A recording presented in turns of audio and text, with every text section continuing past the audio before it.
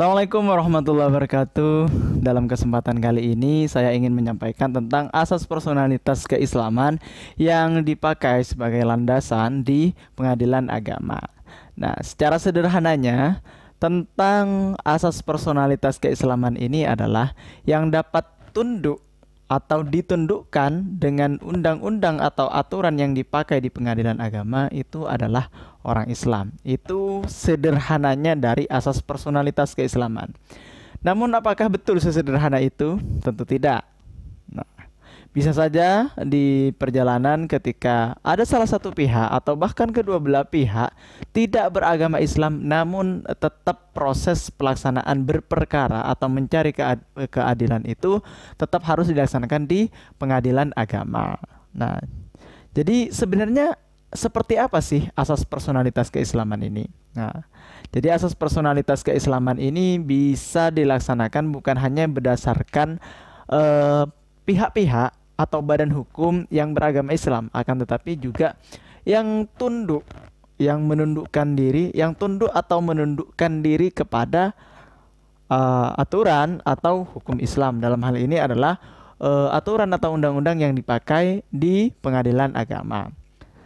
Kita ambil contohnya saja seperti ini. Dalam perkara pernikahan semisal, nah si A dan si B ini menikah dengan cara agama Islam karena pada awalnya mereka berdua itu sama-sama beragama Islam. Di tengah perjalanan kemudian pindah agama, namun pindah agamanya ini tidak dilaporkan. Maka ketika suatu saat nanti, meskipun dua sejoli ini, satu pasangan ini, sepasang ini sama-sama beragama non-muslim, akan tetapi karena berkasnya atau pelaksanaan pernikahannya dilaksanakan secara Islam, maka untuk hal perceraiannya itu tetap dilaksanakan di pengadilan agama karena surat-suratnya itu berdasarkan agama Islam atau tunduk terhadap aturan hukum Islam pada saat terjadinya akad pernikahan. Kemudian contoh yang lain lagi adalah seperti ini. Sekarang salah satu kewenangan absolut dari pengadilan agama yaitu tentang adanya kewenangan pengadilan agama untuk memeriksa, mengadili, dan memutuskan perkara sengketa ekonomi syariah. Nah, di sini tentunya terkadang nasabah dari perbankan syariah yang kita ambil simpelnya aja contohnya ya. Nasabah dari perbankan syariah itu ternyata diminati tidak hanya oleh orang-orang Islam saja gitu.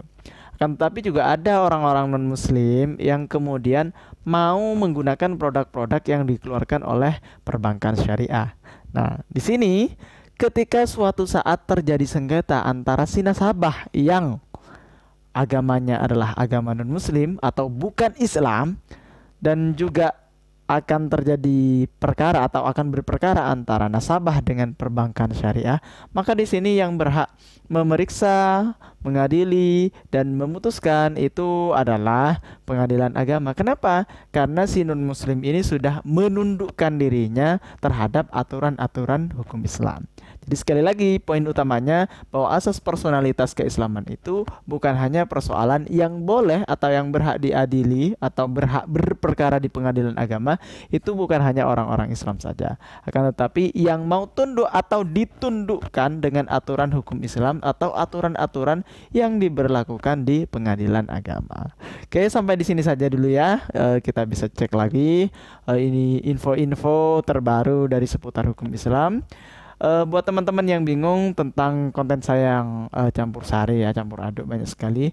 Kalian untuk akhir-akhir ini kalian bisa lihat di warnanya. Kalau warnanya dominan hitam dan putih, maka itu adalah kajian ilmiah. Jika warnanya merah itu berkenaan dengan bela diri, termasuk juga kuning, merah kuning itu berhubungan dengan bela diri. Kemudian kalau hijau atau biru itu berkenaan dengan kalau hijau itu berkenaan dengan religi, dan untuk kita bisa gunakan biru itu untuk motivasi dan inspirasi. Oke teman-teman, atau siapapun yang melihat video ini, jangan lupa di like, comment, share, dan subscribe. Mudah-mudahan apa yang saya bisa ketahui walaupun sedikit mampu memberikan informasi buat teman-teman sekalian. Sampai jumpa di video selanjutnya. Jangan lupa subscribe ya, gratis. Ya gratis lah pokoknya lah. Jadi subscribe supaya subscribe ya, supaya ya saya semangat lah. Kalau ada yang banyak yang lihat itu kan saya semangat untuk berbagi informasi. Termasuk juga dengan saya menyampaikan informasi seperti ini membuat saya untuk dipaksa untuk belajar. Nah, oke.